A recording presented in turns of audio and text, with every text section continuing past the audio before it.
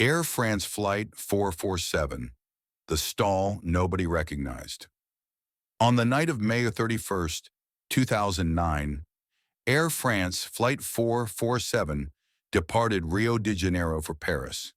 The aircraft was an Airbus A330, modern, reliable, and considered one of the safest long-haul planes in the world. On board were 228 people.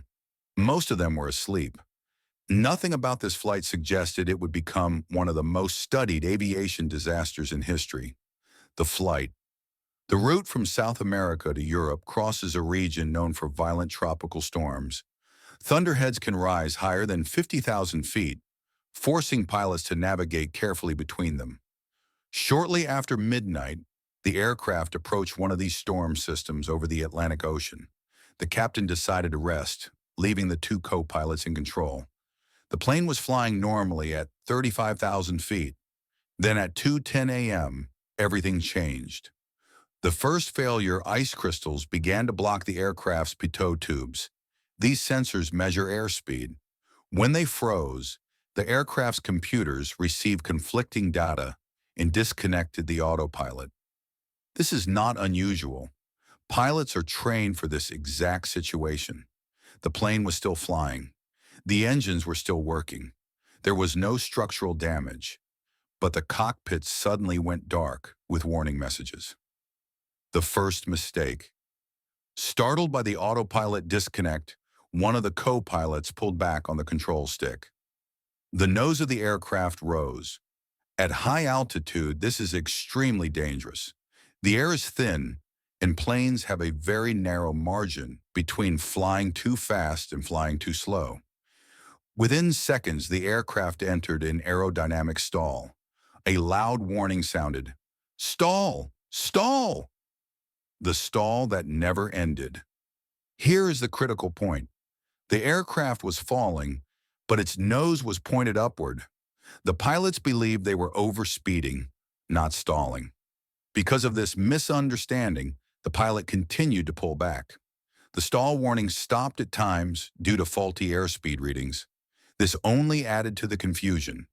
For over 3 minutes, the aircraft descended from 35,000 feet to the ocean. Engines at full power, wings still attached. No fire, no explosion. Just a stalled airplane, falling straight down.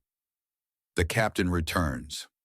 The captain rushed back into the cockpit, trying to understand what was happening. The instruments were confusing. The warnings were inconsistent. No one clearly stated, "We are stalling." The plane was descending at over 10,000 feet per minute. At no point did anyone push the nose down far enough to recover. Impact. At 2:14 a.m., Air France Flight 447 struck the Atlantic Ocean. The aircraft hit the water nearly flat, but at extremely high speed. There were no survivors.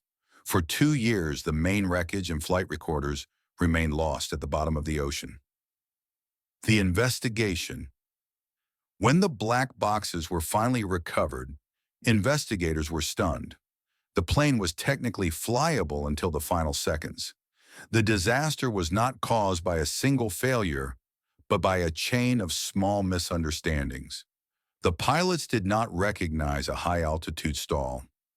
Training had focused heavily on automation, not manual flying at cruise altitude. Even experienced crews were not prepared for this exact scenario. The aftermath, as a result of Flight 447, stall recovery training was redesigned. Emphasis returned to basic flight principles. Pitot tube designs were improved worldwide. A modern aircraft, multiple backups, and skilled pilots were not enough. Because aviation safety is not just about technology, it is about understanding what the aircraft is telling you, especially when everything seems wrong. Closing Air France Flight 447 did not crash because the plane failed. It crashed because, at 35,000 feet, in the dark over the ocean, 3 humans faced a situation they did not fully understand, and they ran out of time.